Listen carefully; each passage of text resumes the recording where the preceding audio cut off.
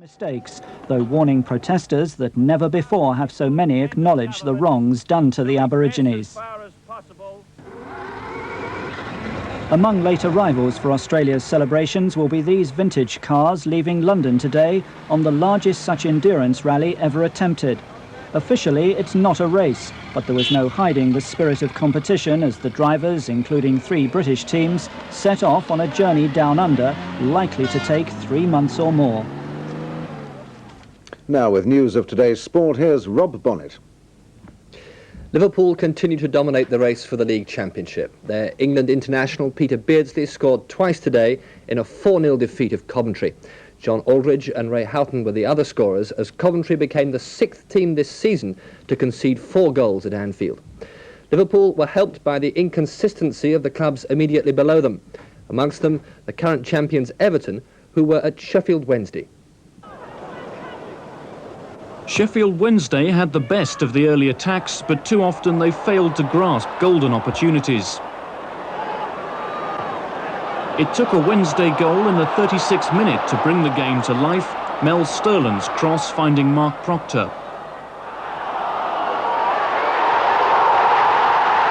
Everton's fight back in the second half lacked energy. The well-organised Wednesday offside trap caught many, including the Everton number 8 Graham Sharp. A goalmouth clearance by Larry May in the closing seconds helped Wednesday retain their 1-0 lead, a New Year warning for Everton, who return to Hillsborough for their third-round FA Cup tie a week tomorrow. Paul Gascoigne and Mirandinha of Newcastle United scored the goals which beat Nottingham Forest 2-0. The result left Forest 13 points off the lead. Arsenal drew at Portsmouth 1-1, and Manchester United could only draw 0-0 at home to Charlton. Queen's Park Rangers beat Southampton 3-0, and they go back above Everton. Terry Fenwick made his debut for Tottenham today after his £500,000 transfer from QPR, but it was another England international, Chris Waddle, who caught the eye in Spurs' match against Watford.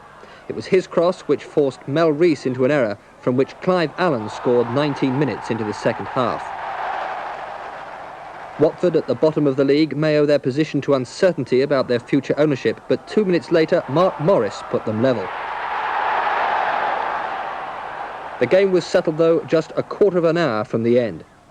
Waddle again with the cross, and 19-year-old Paul Moran scored his first senior goal for the club. Tottenham 2, Watford 1.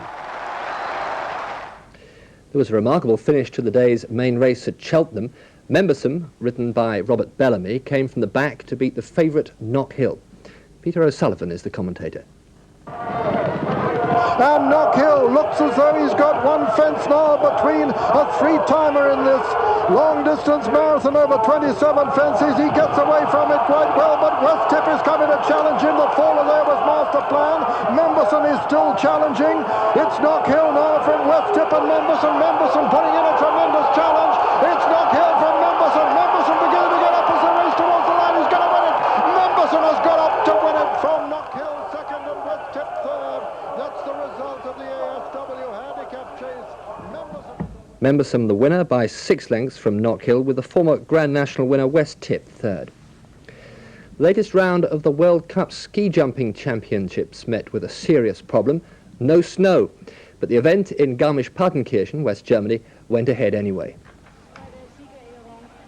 The ramp had to be covered with artificial snow after the recent warm weather. The emergency measure was enough to get the championship underway again. Matti Nukkinen from Finland won the 90-metre event and took the lead in the World Cup standings. Well, despite rain, hundreds of bird lovers had an exciting start to the new year with the arrival on our shores of an exceptionally rare visitor. A little bustard was sighted in Dorset, having strayed here from the Mediterranean. Bruce Parker reports. Up to 2,000 bird watchers have come from all over the country to catch a glimpse of the rarely sighted little bustard. About the size of a small turkey, it's not been seen in this country for 12 years. It's been feeding and roosting in the New Forest for 2 days now, but sightings like this one are rare. The little bustard is particularly graceful in flight, and those lucky enough to see it today were more than delighted. I think there's people from everywhere. There's certainly people from Newcastle and Devon and sort of all around. Yeah, it's a very elusive bird. It's the first one for 12 years. and not many people saw that one. If the little bustard remains in this country, hundreds more bird watchers are expected to flock to the New Forest this weekend. Well, that's it from the newsroom on New Year's Day. From me, good night.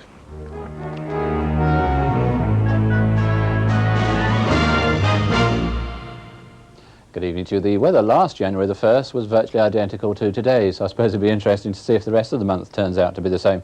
From my own point of view, I sincerely hope it doesn't. Anyhow, there's no sign of any cold weather at the moment, at least not to speak of. We're going to keep in this run of southwesterly winds, quite strong winds at that, and the weather looks like remaining fairly changeable with frontal systems such as these bringing cloud and rain across from time to time, although the winds will be turning more into the west, so it'll be a little bit colder, I think, in the days ahead. Now, on the satellite picture, a lot of cloud you notice across the country a short time ago. Another lump of cloud out here in the middle of the Atlantic. That's beginning to get its act together. That'll produce a fair bit of rain across the south late on tonight and at first tomorrow.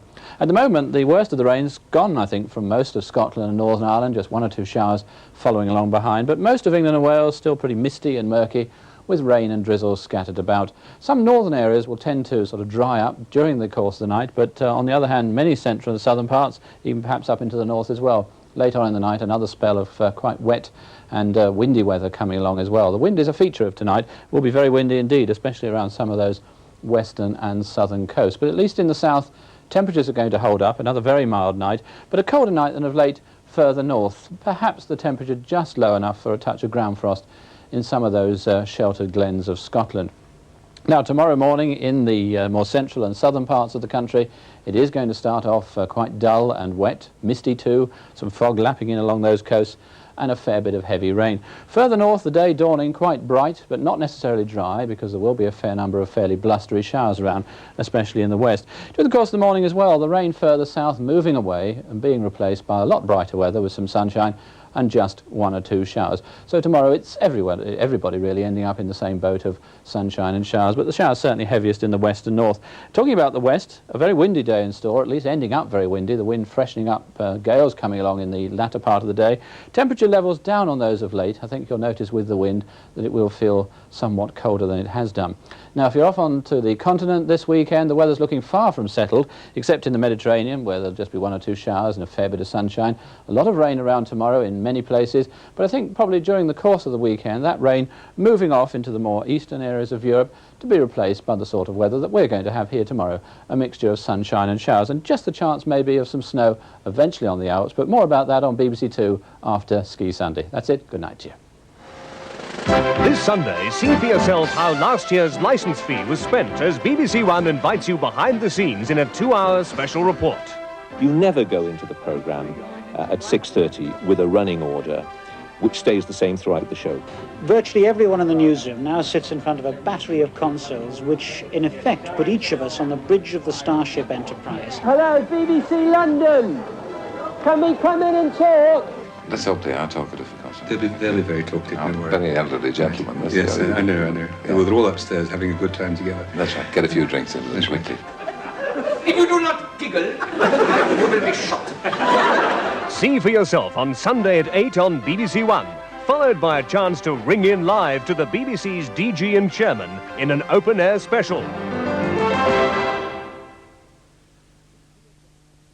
And now on BBC One, we join a crew of Alan Ayckbourn characters for a riverboat holiday, which will take them way upstream.